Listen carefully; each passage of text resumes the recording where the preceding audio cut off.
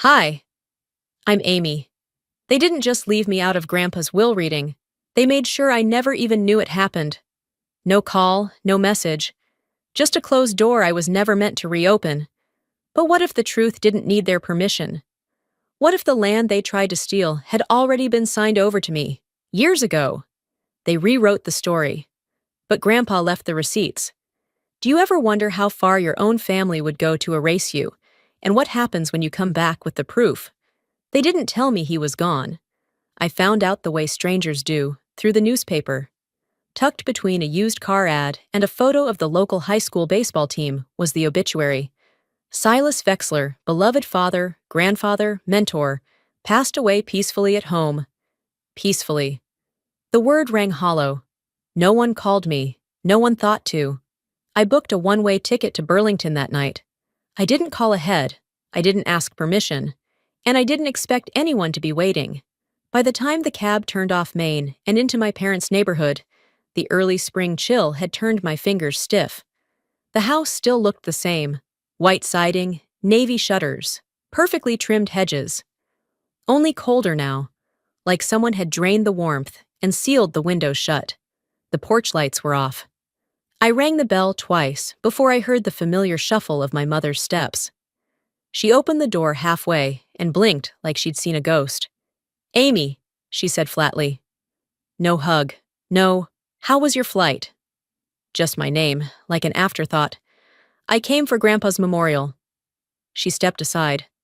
"Of course, the service is tomorrow." I walked in. The air smelled like furniture polish and stale lavender. They'd redecorated.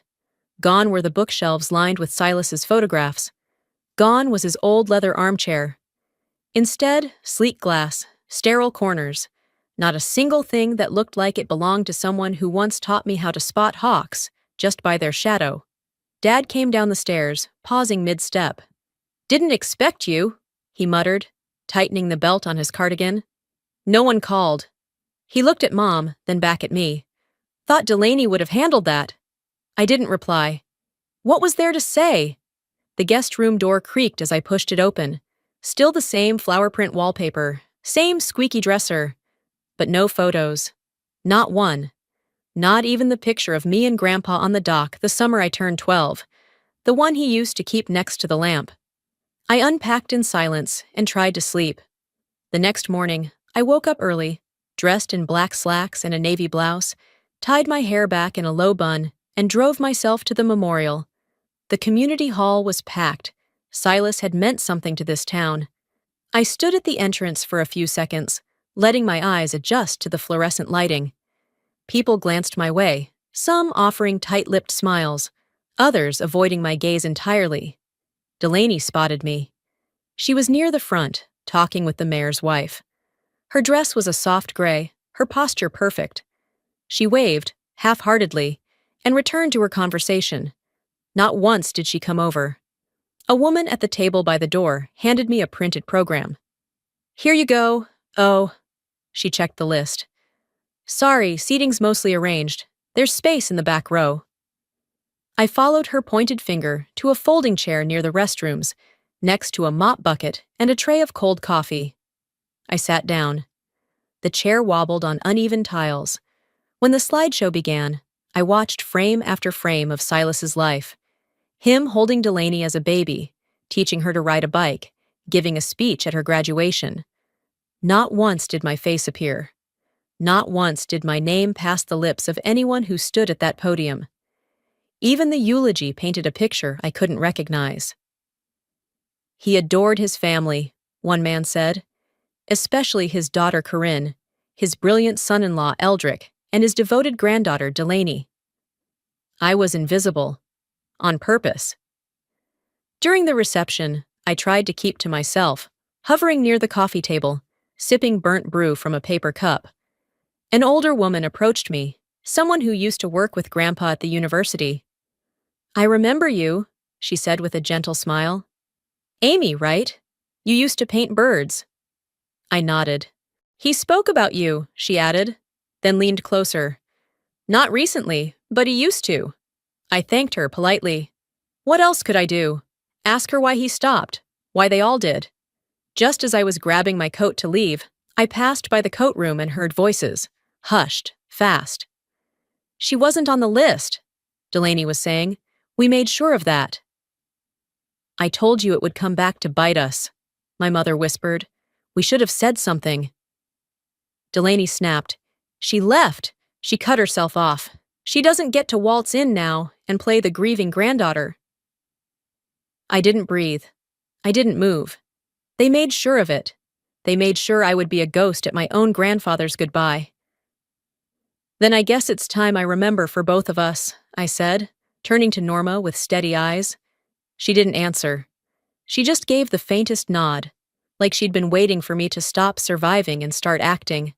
The next morning, a soft fog hung low over the town, the kind that clings to windows and makes everything feel quieter than it is. I walked to the gallery early, before the parking lot filled up, before the whispers started circling again. The town was holding a public exhibit in Silas's memory. My mother's idea, of course. Legacy through art, the posters said. My mother, ever the strategist, had coordinated the entire event with the local arts council, down to the ribbon color on the brochure table. She knew how to dress grief up in silk and call it reverence. Inside the gallery, the space was dim but curated. Spotlights fell softly on enlarged photographs, arranged in a timeline. Silas as a boy in suspenders, Silas at his wedding to my grandmother, Silas receiving an honorary degree. Each section was labeled with a small brass plaque. Teacher, husband, visionary, father. I walked slowly, taking it all in, and then I got to the final wall. The last panel was titled, His Greatest Pride. It was a family collage. Smiling faces, holiday dinners, graduation hugs. Delaney appeared 7 times. My mother and father at least 5. There were even 2 photos of Silas holding my cousin's newborn. But nowhere was I. A high school friend I hadn't seen in years came up behind me, holding a tiny plate of cheese cubes. I thought you moved away, she said, half chewing. I didn't answer. I didn't need to. That wall had already spoken for me. I kept my hands folded tightly in front of me as I moved to the reception table. Every conversation I passed was a variation of the same theme. Grief packaged neatly, respect performed like theater. My parents moved through the crowd like seasoned diplomats. Corinne laughed a little too perfectly. Eldrick gripped shoulders, making strong eye contact with men who mattered in town. During the closing remarks, my uncle Nathan, Dad's older brother, was invited to say a few words. He stepped up to the podium with a mix of grief and smugness. Silas was a man who understood loyalty, he said, eyes sweeping the room. Some of us stayed by his side till the very end. He knew who truly cared. He didn't have to look directly at me. The silence that followed did all the pointing for him. My father, seated in the front row, gave a satisfied nod. Delaney leaned over and whispered something in his ear, and they both smiled like co-conspirators in a small, clean crime. I smiled too. Not because I felt it, but because I wouldn't let them be the only ones performing. After the speech, I tried to speak with Royce Trenton, Silas's lawyer. He was standing by the punch bowl, half listening to my mother talk about tax-deductible donations. I waited until there was a pause, then took a step forward. Royce, could I ask? But before I could finish, my mother looped her arm through his and said, Oh, Royce, there's someone I want you to meet. Just a moment, Amy. She didn't even glance at me. He was gone in 3 steps. I didn't try again. What was the point? As I turned to leave, Delaney brushed past me, her voice low. You left a long time ago, Amy. You can't just walk back into the middle like nothing happened. She didn't wait for a response, but something inside me shifted then. Not just anger, but understanding. This wasn't oversight, it was architecture. They weren't just leaving me out. They were building a version of our family without me in it. I stayed behind as the gallery began to empty. The cleaning staff started stacking cups and folding linen napkins. I wandered toward the back hallway, toward the old student showcase wall, where, once, Silas had hung up one of my watercolor paintings of lakebirds. It was gone. In its place was a framed print of Delaney standing next to the mayor, receiving some kind of Young Civic Leader award. The frame was gilded, her smile triumphant. My breath caught, not in sadness, but in clarity. I'd spent so long wondering if I had exaggerated the distance, if I'd imagined being forgotten. I hadn't. They'd made it real, framed it, and hung it on the wall. I didn't notice Norma until she was standing next to me, a paper plate of uneaten cookies in her hand. "Not everything was meant to be erased," she said softly. "But they're trying." I turned to her slowly. She looked older than I remembered, smaller, like time had carved pieces from her, but left the spine intact. "They can try," I said, "but I still remember, and I think it's time I remember for both of us." She didn't nod, didn't smile. She just touched my elbow gently and left her cookies on the table before walking out into the fog. I stood in front of that wall one more time, not crying, not hurt, just resolved. If they wanted to rewrite history, they were going to have to burn a few chapters, because I hadn't forgotten. And now, I wasn't going to stay quiet about it either. The document sleeve was dusty, but untouched. In his handwriting, "For Amy," before anyone else. I sat back on my heels, still crouched beside the loose floorboard in the corner of the cabin. There was no ceremony to the moment, no spotlight or music or chorus of apology. Just my name written in that familiar, slanted script I hadn't seen since the last birthday card he ever sent me. I pulled the envelope from the compartment carefully, as though it might disintegrate in my hands if I moved too quickly. It didn't. It was solid. Real. Which is more than I could say for anything else I'd been offered from my family lately. The cabin creaked in the wind outside. The sky had gone from overcast to deep gray while I'd been inside. A storm was probably moving in, but I didn't care. I stayed. There was a folded letter inside the envelope.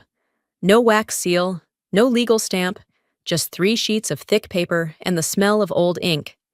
And beneath the letter, flattened, neatly folded, encased in a plastic sleeve, was a property deed. My name typed clearly on the line next to grantee. The signature date was nearly 2 years earlier. Witnessed. Filed. No one else's name was on it. Just mine. I didn't cry. I didn't smile. I just sat on the floor, both knees tucked beneath me, reading the words of the only person who had ever looked at me and seen more than a disappointment or a problem to solve. "I know this isn't the way you should receive this. You should be hearing it from me, looking me in the eye. But if you're reading this, it means they found a way to cut you out. Again. And I failed to stop it in time. This land, the cabin, the water, the trees, isn't just property. It's breath. It's memory. It's the only place that ever made me feel like I belonged somewhere beyond a job title or a last name. And it was only ever supposed to be yours. Because you understood that. You saw it." I folded the letter back slowly and slid everything into my bag. By the time I stepped out onto the porch, the rain had started. Light, steady. I didn't bother running to the car. The walk back through the woods was quiet. I let the water soak into my shirt, my shoes, my hair. Let it rinse something off me. The bitterness, maybe, or at least the layer of numbness that had made me think I didn't care anymore. That night, after a hot shower and a dry sweater, I made myself tea and sat at the edge of my old twin bed, scrolling through the digital county records on my laptop. I typed in the parcel number from the deed, and sure enough, the document had been filed. Legally binding, verified. The only transfer I saw afterward was a pending correction submitted months later by someone named E. Malrow. I didn't need a family tree to know who that was.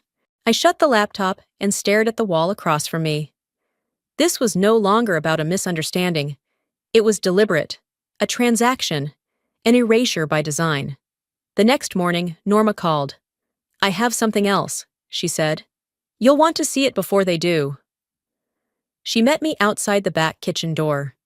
Same apron, same calm voice, She handed me a small square metal tin with her initials etched on the lid. "He gave me this a while ago. Said to hold on to it for you. Only you." Inside was a silver key and another folded note. This one shorter, scrawled in what looked like a hurry. "Cabin, south wall, third beam. You'll know it." I left before breakfast. Didn't wait to be noticed.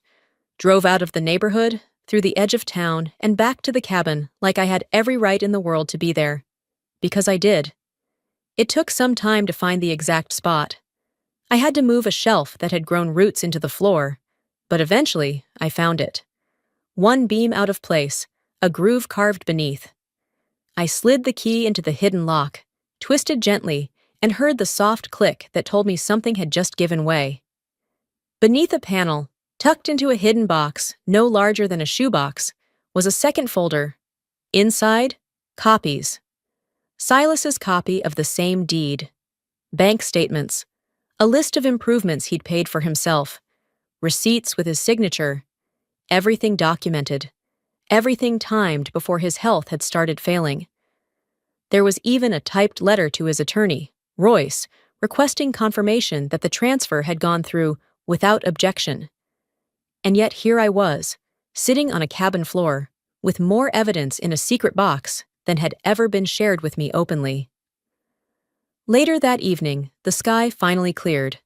The lake shimmered in the fading light. I stood on the porch with the deed in one hand and the letter in the other. A part of me wanted to drive straight to my parents' house, slap it all on their dinner table, and ask them what kind of people turn legacy into leverage. But instead, I stayed. I stayed because it wasn't about them anymore. Not really. It was about the promise that had been made in quiet moments between me and my grandfather, in walks by the lake, in early morning coffee on this very porch. Those things weren't loud. They weren't official. But they were real. And now, I had proof. Not for them. For me. They'd written me out. But he had written me in, first. The screen showed 0003 seconds. Corinne hadn't noticed. But I had heard just enough. I didn't press stop. I didn't need to. Whatever she handed that courthouse clerk in the thick manila envelope, whatever paper trail she thought she could quietly redirect, it was too late. My hand trembled a little, not from fear, but from something colder, sharper. I slipped my phone into my coat pocket and walked across the parking lot like I was on my way to buy milk. Inside the car, I sat for a minute. The heat hummed against my face, drying the sweat I hadn't realized was forming at the back of my neck. I stared out the windshield at the courthouse doors as they slowly closed behind her. She didn't look back. I drove back to the cabin. The road curled with memory. Every curve felt like a question he had once asked me. What would you do if they took the land from you? At the time, I laughed. You're being dramatic, I told him. But he wasn't. He knew them better than I did. Back at the cabin, I spread the documents across the table. Deeds, receipts, the letter. Silas's signature in that unmistakable left-leaning cursive. Then, I opened my laptop and started digging. County records, transfer history, transaction timelines. At first glance, the land had transferred to me 2 years ago, just like Silas said. The scan he kept matched the digital copy filed with the office. But something caught my eye. A line marked pending reassignment, flagged just 5 months ago. The initiating name? Eldrick Malroe? I leaned back, blinked hard. There it was. No wonder Royce had been ducking me at the gallery. If my father had tried to reverse the title using his connections and Silas's failing health as a shield, then the will reading tomorrow wasn't about wishes. It was about strategy. They weren't just writing me out. They were laundering the past. I didn't sleep. I couldn't. Around 3:40 a.m., I started making copies. Multiple folders, flash drives. I highlighted every date, every witness signature. I didn't want revenge. I wanted backup, a paper army. Let them say I was emotional, dramatic, ungrateful. Let them try. By sunrise, I'd packed 2 manila envelopes, one for Royce and one for me. I grabbed a jacket, keys, and coffee from the gas station near the lake. On a hunch, I made a detour, just a few blocks off Route 7, where Mrs. Leda Marlin lived alone in a blue clapboard house with a front porch that always smelled faintly of lemon polish. She was in the garden, pruning a line of roses already in bloom despite the cold. "Leda," I said gently from the gate, "do you have a moment?" She stood slowly, wiping her hands on her apron. "I was wondering when you'd come by." We sat on the porch with mugs of weak coffee and a plate of cinnamon toast. She offered me the good chair, the one with the cushion, and said nothing until I did. "I just need to know," I said. "Did he talk about the cabin?" She nodded once, eyes focused on her hands. "More than once. He said it was yours. Said you were the only one who didn't look at the lake like a dollar sign." I stared down at the rim of my mug. "He said they'd fight you for it," she added, her voice low. He knew it was coming. The silence sat between us like another person. Before I left, Leda put her hand over mine. "They may own the narrative, Amy, but not the truth." I drove away slower than I should have. Not because I was uncertain, but because I wasn't. My father could doctor documents. My mother could hold gallery exhibits and eulogize the version of him that fit her mold. But they couldn't unplant the seed he left in this town. And they sure as hell couldn't make me walk away this time. As I turned the corner toward town, I caught sight of a silver car parked outside the county office. Corinne again. Too early for errands. Too late to be casual. I slowed, parked across the street. From where I stood, I watched her hand the same envelope I saw yesterday to the front desk clerk. She was calm, confident. I took out my phone again and hit record. She didn't see me until she turned, and by then it didn't matter. Our eyes met briefly through the glass. She blinked, then smiled. Small, rehearsed, managerial. The same expression she used when she denied things that were clearly true. Later that afternoon, I reviewed the footage and emailed a copy to myself. I didn't plan to go viral. I just needed a record, something to hold next to the deeds, next to the letter, next to the version of reality they were trying to forge in silence.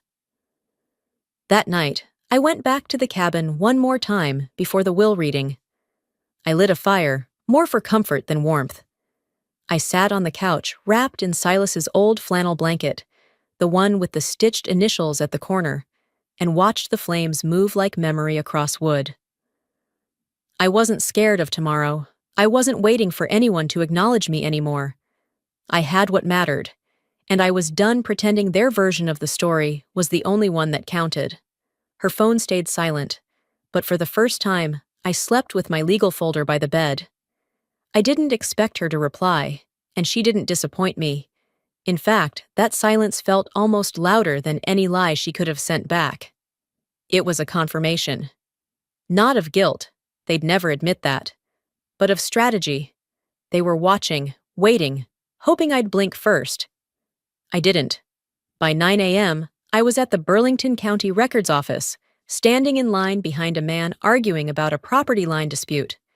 The clerk, a thin man with coffee-stained teeth and a name badge that read Doug, looked like he'd rather be anywhere else. When it was finally my turn, I leaned forward and spoke clearly. "I'm here to request a printout of all recorded property transfers involving Silas Vexler in the past 3 years. Specifically, anything regarding Parcel 18B. Doug glanced at me, then down at his screen. "You, the executor?" "No," I said. "I'm the grantee on a prior deed. I have documentation. Would you like to see it?" He hesitated, then nodded. I pulled the folder from my tote bag and laid the notarized deed down gently. No flair, just facts. His fingers tapped across the keyboard. After a moment, his eyes narrowed slightly. "Well?" he muttered, squinting at the screen. "That's interesting." He clicked a few more tabs, then turned the monitor slightly toward me.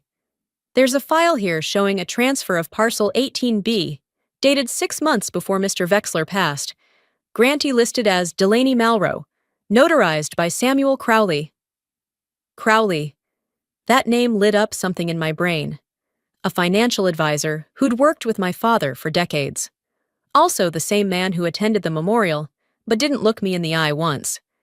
Doug printed the record and handed it over. Looks like it was filed in person, paper copy, not e-filed. I scanned the form quickly. The signature, Silas's, was uneven, slanted, not the same firm hand from the documents I had. And the date? 2 days after he was admitted to the hospital for pneumonia. I looked back up. Can I request a certified copy of this, with timestamp metadata? Doug shrugged. Sure, might take a day. I nodded. I'll wait. Back at my room, still technically a rental above the old bakery, I sat cross-legged on the floor, laptop open, the fake deed and my real one side by side. The forged one was messy. Different font, different formatting. Subtle, but if you knew what to look for, it screamed rushed.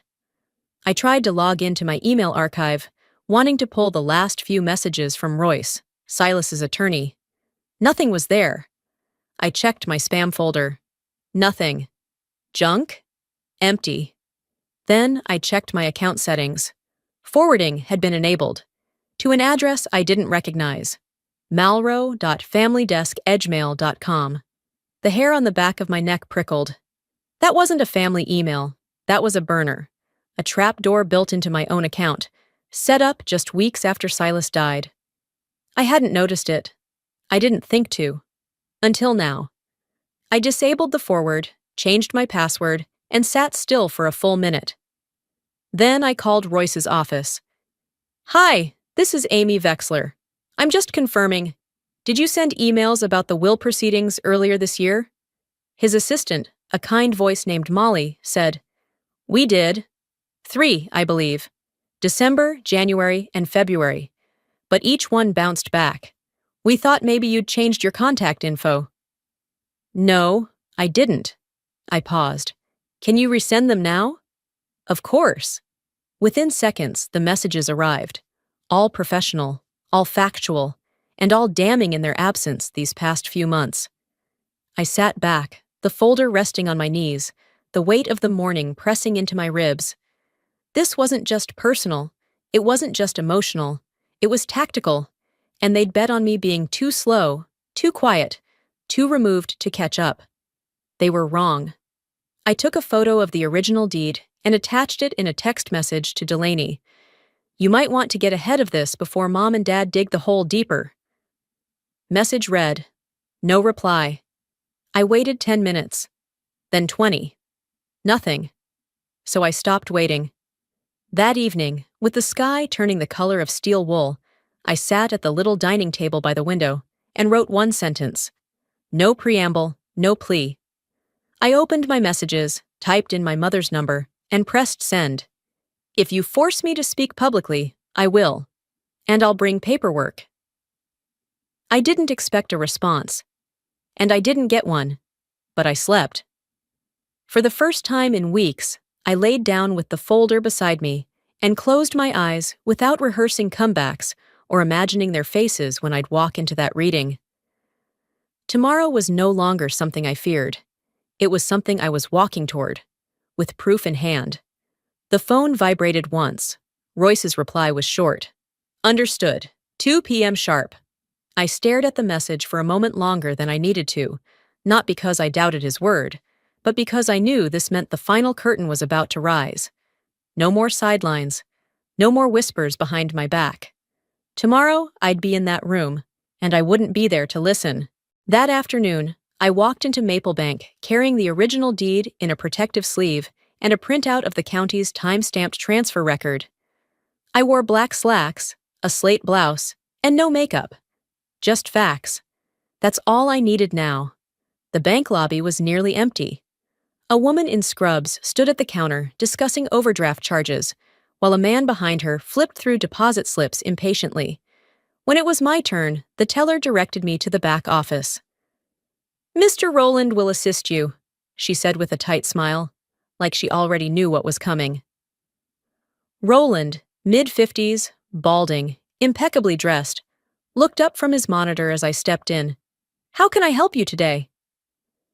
I'm here to access a safety deposit box under the name Silas Vexler, I said, handing him the slip and the deed. Box 2111.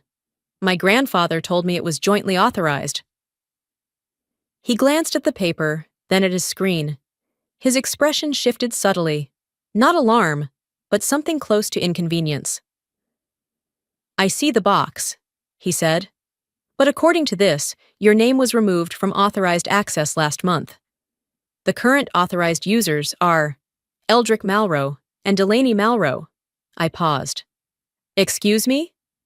I understand this might be unexpected, he said, using the kind of tone someone would use to explain a weather delay or a restaurant closing early.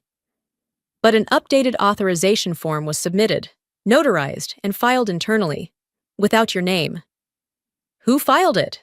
He clicked. Mr. Malrow, signed and verified by our notary. Of course it was. I didn't raise my voice. Instead, I opened my bag, took out my notebook, and wrote down the time, Roland's name, the box number, and the date he claimed the update was made. If this ends up in litigation, I said calmly, I'll need documentation that I was denied access despite prior authorization and current legal ownership. Roland cleared his throat. I can print a log of access history if that helps. Please do. On my way out, the sun was just beginning to dip.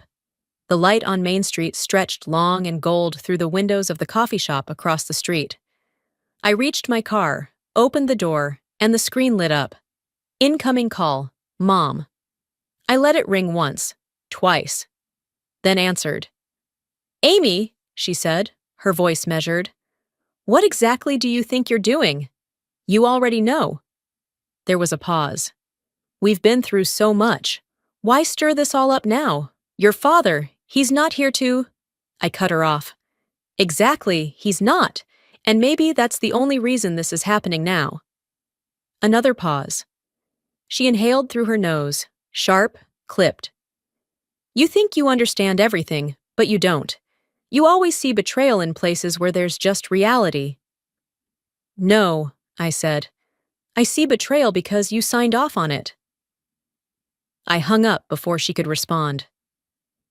Later that evening, I parked a block from the house. The lights were off in most windows, except the study, which used to be Silas's. It had once smelled like cedar and old books. The shelves had been lined with maps, journals, pressed wildflowers he kept between pages. Now it was storage. Last I heard, Corinne planned to knock down the back wall and turn it into an extension of the kitchen. I didn't use the front door. I walked around the side, past the hydrangeas Silas had planted for my grandmother, and tried the side entrance. Still the same rusted key. Inside, everything looked unfamiliar. The furniture was different. The artwork was generic, abstract cityscapes in brushed steel frames. I moved carefully, every step deliberate. In the old study, I scanned the room. The wall where Silas had hung my first watercolor was bare, but the painting he'd given me, his own lake scene, signed in the bottom right, was still there, leaned against the wall, collecting dust. I lifted the frame, turned it around, and found what I was looking for. Etched along the inner stretcher bar, in small but deliberate handwriting, to the one who sees the lake as shelter, not sail. This is yours. My throat tightened, not with grief, but with clarity. Behind the canvas, a folded envelope had been taped flat. I peeled it away and slipped it into my coat. Back in the car, under the dome light, I opened it. Inside, a duplicate copy of the original deed. Another notarized letter, this one signed by Silas's attorney, dated a full year before his hospitalization. A confirmation that the land had already changed hands, legally, permanently. And a single line at the bottom, handwritten by Silas. For Amy, no edits, no negotiations. I drove back to the cabin. On the porch, I lit the fireplace again. Not because I was cold, but because something about flames made truth feel cleaner. I laid out the documents on the table, organized them in the same order I'd use tomorrow if I had to hand them to Royce. Then I took a photo of the etched message behind the painting, and then I opened my phone, typed one message. I'll be attending the will reading. I suggest you bring the original will, not the redacted one. Sent to Royce. The reply came fast. Understood. 2 p.m. sharp. Delaney looked at the empty chair where Silas would have sat. He really planned all of this. I didn't answer her. Not because I didn't have words, but because for once, I didn't feel the need to fill the silence. The truth was already speaking for me, louder than I ever could. The next day arrived gray and still, the kind of weather that made the town feel like it had its own held breath. I dressed without music, without ceremony, just clean lines and firm steps. Dark trousers, pressed, blouse buttoned to the collar. No jewelry, no perfume. I wanted to smell like reality. I parked 2 blocks from the law office. I didn't want them seeing me walk in like I was storming anything. I wanted to be still, certain. A stone in the river they couldn't reroute. The receptionist glanced up when I entered. She looked like she recognized me, but didn't know from where. Royce stepped into the lobby before she could ask, his face tight with something between discomfort and expectation. "Amy," he said, voice low. "They're already inside." Of course they were. I followed him down the hallway, each step echoing just enough to feel like a countdown. The room itself was warm, too warm, like they'd cranked the heat just enough to make you uncomfortable, but not enough to justify asking for it to be turned down. Eldrick, Corinne, and Delaney sat in a row along one side of the polished table. Royce gestured to the chair directly across from them, a place I'm sure they hoped would remain empty. I sat without looking at any of them. My folder landed on the table with a soft thud. Royce cleared his throat. "Well," he began, "thank you all for being here today. As you know, we're gathered for the formal reading of Silas Vexler's last will and testament, dated March of last year." Corinne crossed her legs, smoothing the hem of her skirt. Eldrick adjusted his watch. Delaney stared at her hands. Royce continued, "The will states the following. The family home is to be transferred to Corinne Vexler. Remaining business shares and liquid assets are to be divided evenly between Corinne and Eldrick Malraux. Personal effects, including heirlooms and journals, are to be given to Delaney Malraux." He paused, then glanced at me. "There is also a supplemental instruction," he said, reaching into his briefcase. "A video message recorded by Mr. Vexler. He requested it be played only if Amy Vexler is present." Corinne shifted in her chair. "Royce, I wasn't made aware of any—" Royce raised a hand. "It was filed separately, under a sealed clause. I received notice this morning to proceed." He placed a small tablet on the table and pressed play. The screen lit up. Silas appeared, sitting in his favorite porch chair at the cabin. He looked thinner than I remembered, but not frail, sharp as ever, voice clear. "If Amy is in the room, then she found the truth," he began. "If she isn't, then I failed to protect her." Eldrick exhaled loudly. Corinne shot him a look that said, "Don't start now." Silas continued. "The cabin, parcel 18B, was transferred to Amy 2 years ago. Because she asked for nothing. Because she understood what it meant to belong to something without owning it. Because she saw the land, not the value." He paused, as if searching for a word only I would understand. This decision was made in full sound mind. It was notarized, filed, and acknowledged by the county recorder's office. There is no ambiguity. There is no amendment. Royce clicked to pause the video. "That transfer stands. It is separate from the will and was enacted during Mr. Vexler's lifetime." The room fell quiet. Eldrick stood up abruptly, hand slapping the table. "She manipulated him in his final months. She wasn't even there." I didn't flinch. "You were the one who kept me away," I said evenly. "You changed my contact info, blocked my emails, rewrote access to the bank account. And you want to talk about manipulation?" Corinne's voice came out tight. "We built that life with him. We were there through every hospital visit, every prescription, every—" "You built a house," I said calmly. "He built a legacy. There's a difference." Delaney said nothing, just stared at the video still frozen on the screen. Silas's eyes locked somewhere past the lens, like he saw us all sitting here already. Royce stood. That concludes the formal reading. Copies of the will and accompanying documentation will be emailed to all parties. No one moved. Eventually, Eldrick stormed out without a word. Corinne followed, clutching her bag like it might break open and spill her pride across the carpet. Only Delaney remained. She looked at me for the first time in weeks. "You're going to make this public, aren't you?" she asked, voice not angry, just tired. I gathered my folder, closed the flap slowly. "I don't need to," I said, walking toward the door. He already did. The lies had stopped, but the silence inside me would take longer to fix. I left the law office through the side exit, not because I was avoiding attention, but because I didn't want to waste the calm I'd fought so hard to earn. The sky had turned the color of pewter, and a cool wind chased leaves down the sidewalk like they were trying to outrun the past. I kept walking until the courthouse faded behind me, and the only sound was my own shoes scuffing against the pavement. 15 minutes later, I found myself standing in front of his grave.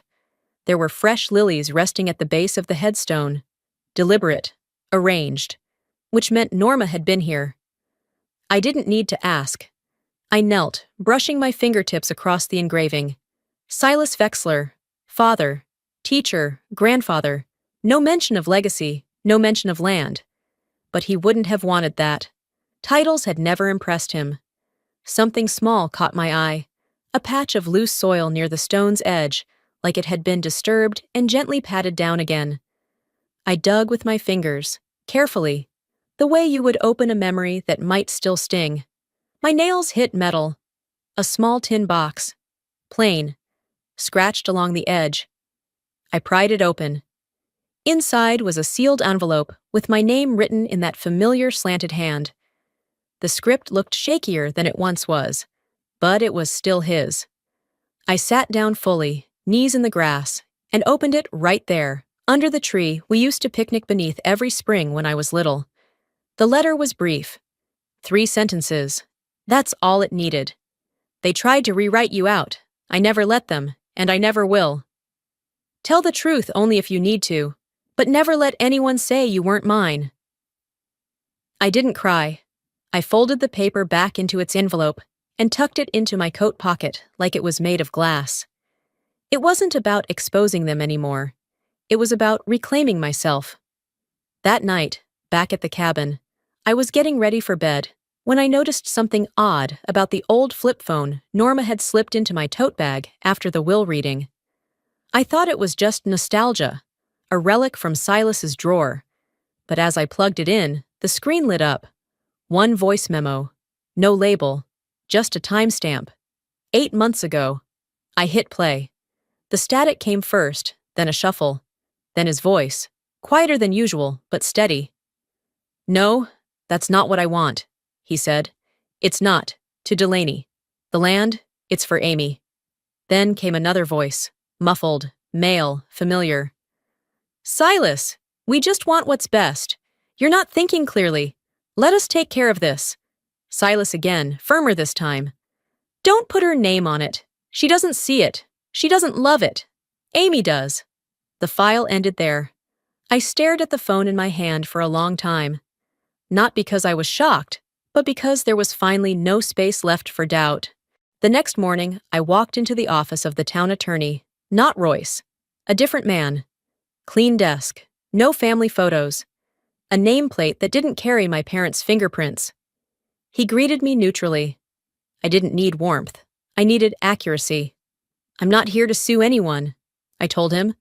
"I just want the record to reflect what actually happened." He nodded. I placed the contents on the desk in slow, deliberate order. The original deed, the letter from Silas, the voice recording, the notarized letter from the painting, a printed screenshot of the video clip from the will reading "He took his time." Reviewed each one like a teacher grading the final paper of a student he wasn't sure about yet. When he finally looked up, his expression had changed. "This will require a formal review, but this is more than enough to file for a correction. That's all I'm asking for. Do you want to notify the parties involved?" I shook my head. "They already know." As I walked out of the building, the wind had picked up. Not cold, just alive. Outside City Hall, a clerk was pinning a legal notice to the bulletin board. I paused just long enough to read it. Land ownership correction. Parcel 18B, reinstated to Amy Vexler. No headlines, no microphone, just a piece of paper in a plastic sleeve, fluttering in the wind. A local reporter I vaguely recognized from high school came out of the building just as I turned to leave. He did a double take, then smiled awkwardly. "Hey, you're—" But I kept walking. I didn't need to tell it, he already had. And in that silence, I understood. Justice doesn't always heal, but it makes space for healing to begin. 2 weeks passed, enough time for the town to do what towns always do, take sides quietly. You'd never hear it said outright, but the shift was clear. Neighbors who used to wave at my parents across the street now found reasons to keep their heads down, to pull into the driveway a little quicker.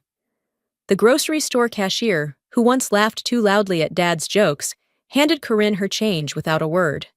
There were no confrontations, no front-page exposés, just absence, the polite kind that lingers long after you've left the room. I didn't take satisfaction in it. That would have meant I was still fighting them. But I wasn't. Not anymore. I started walking into town more, not because I needed to, but because I wanted to take up space again, in my own name. One afternoon, I stepped into Bernard's bakery. He barely looked up from behind the counter, but as he boxed up a croissant, he said softly, "About time someone spoke up." I didn't respond. I just gave him a nod. It was enough. A few days later, Norma called. She didn't ask how I was doing. She didn't have to. She simply said, "Your mother left a message, said you could stop by if you wanted to collect anything from the house." I hesitated, then said, "Okay." The drive there was shorter than I remembered. Familiar roads, same old turns, but they felt hollow, like walking through a theater set after the actors had gone home. I parked in front of the house and didn't bother knocking. Norma opened the door before I reached it. "She's not here," she said. "Eldrick's out of town. Delaney's upstairs, I think." The inside looked the same, but colder. Not in temperature, just in spirit. I walked through the rooms with careful steps. They hadn't changed much, but the absence of Silas was louder now than it had ever been when he was alive. I took only what mattered. A faded photo of the two of us from the summer I turned 15. Me in paint-stained overalls, him laughing with his eyes closed. A scarf he bought for me when I got into art school, and one painting I'd done of the cabin porch, which he'd framed without telling me. I didn't go upstairs. Delaney didn't come down. As I was leaving, Norma handed me a paper bag. Inside was a thermos of tea and a wrapped sandwich. "You used to forget to eat when you were angry," she said. "I still do." She smiled, but her eyes didn't. Back at the cabin, I placed the photo on the bookshelf where Silas had kept his bird guides. I unfolded the scarf and laid it across the chair he always sat in. Then I looked around the room, not as it was, but as I wanted it to be. The next day, I hung a small wooden sign on the front gate. The Vexler House. No press, no announcement, just the name that had been erased from too many corners, finally carved into one that would last. Below it, a plaque. In memory of a man who knew the land wasn't just land. It was memory. I started rebuilding his study, restoring the shelves, dusting off the old filing cabinets, rehanging the maps he used to trace rivers with his finger. It wasn't about preserving the past exactly. It was about honoring what it meant. A week later, the local radio station called. A producer had heard about the correction at City Hall and asked if I'd come in to talk about it. Not as a scandal, but as a story of family, memory, and what it means to belong. I said yes. Sitting in that tiny booth with headphones pressing into my ears, I spoke softly into the mic. "It wasn't about winning something back," I said. "It was about not letting it be stolen silently." The host asked if I'd heard from my parents since. I paused. Some people confuse silence with peace, I said. I just learned to stop shouting into a wall. The station received letters for days, most from strangers. A few from people I'd forgotten I knew. One woman wrote, "I was erased too, just not on paper." It stayed with me. Late one afternoon, Norma joined me on the porch. She brought lemonade and sat without saying a word for almost 10 minutes. We watched the wind chase ripples across the lake. Finally, she asked, "Would you ever go back?"